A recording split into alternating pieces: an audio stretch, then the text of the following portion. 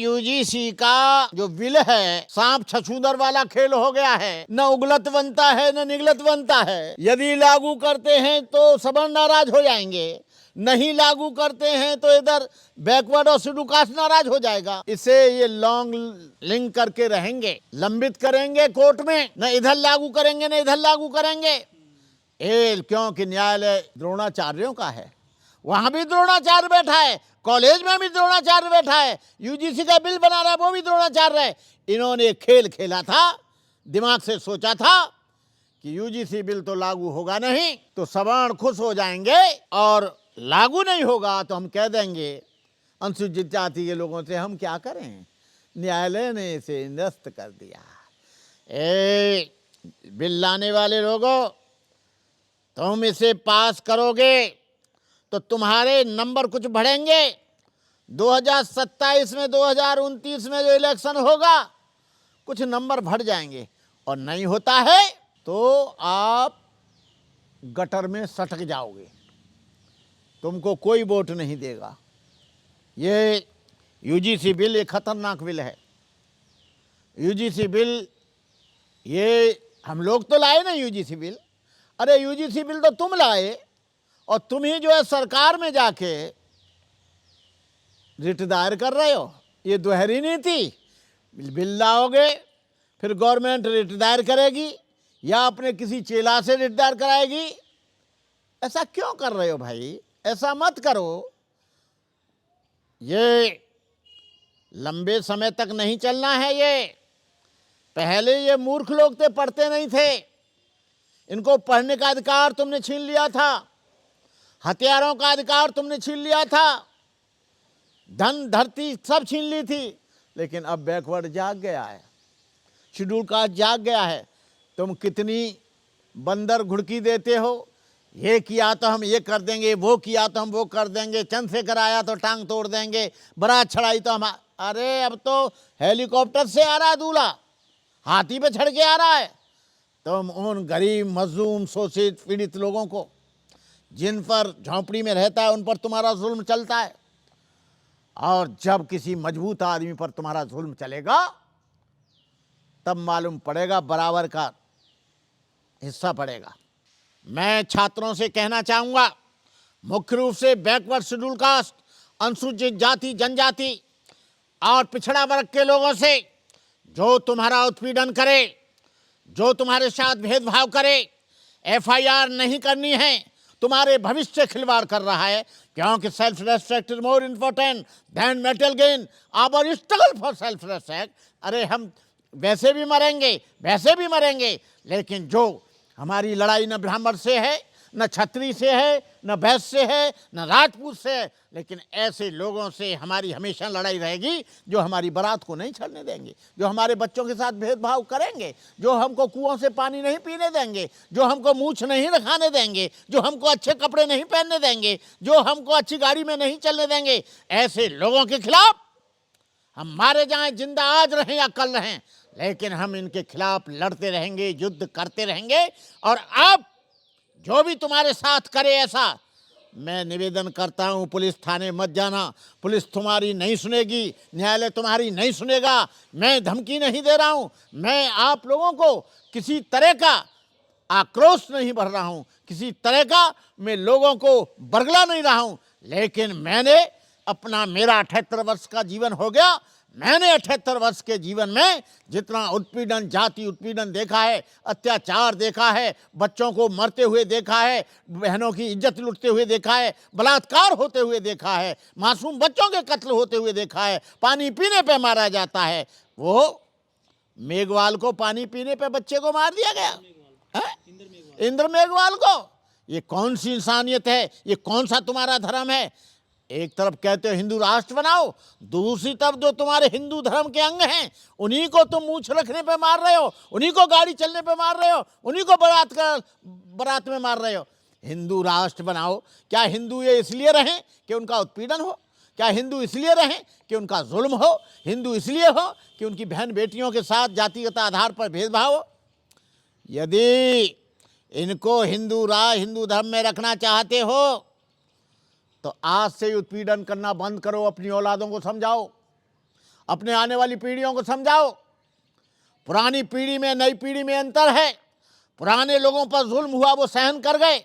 नई पीढ़ी का आदमी, नई पीढ़ी का नौजवान अपने स्वाभिमान के लिए, संविधान की रक्षा के लिए लड़ेगा और मरेगा, अपने जीवन की आहुति देगा। तुम कितने लोगों को मारोगे, कितने लोगों को खाटोगे, कितने लोगों को फांसी चढ़ाओगे?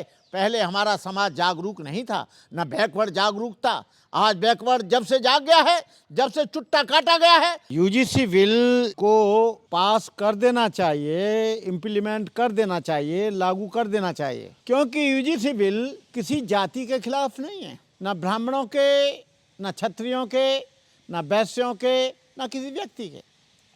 यूजीसी बिल इसलिए लाया गया है कि बहुजन समाज के लोगों के साथ जो अनुसूचित जाति जनजाति के छात्र पढ़ते हैं, या बैकवर्ड के छात्र पढ़ते हैं, या अल्पसंख्यक के छात्र पढ़ते हैं, उनके साथ अन्याय न हो, अनजस्टिस न हो, उनके साथ भेदभाव न हो, उनका मानसिक उत्पीड़न न हो। लेकिन मैं देख रहा हूं 2014 से करीब 2600 बच्चों ने सेल्फ सुसाइड किया है, जिसमें सबसे ज़्यादा बच्चे, ये मैं ऑन रिकॉर्ड बोल रहा हूँ, मेरे पास रिकॉर्ड भी है, किसी को चाहिए तो मैं दे दूंगा, जिसमें 600 से ज़्यादा बच्चे बैकवर्ड के हैं, उसके बाद शेड्यूल कास्ट के हैं, उसके बाद आदिवासियों के हैं। और ये जो डाटा है 2021 तक का है। 2021 के बाद में जो अन्य हत्याएं हुई हैं, चाहे वो मेडिकल कॉलेजों में हुई हो, चाहे इंजीनियरिंग कॉलेज में हुई हो, चाहे विश्वविद्यालय में हुई हो, ये तो सच है, इसको तो हम इनकार नहीं कर सकते कि हमारे बच्चों के साथ द्रोणाचार्य बैठे हैं, वो एकलव्य का अंगूठा काटने के लिए ढेर सारी जगह उनका उत्पीड़न होता है।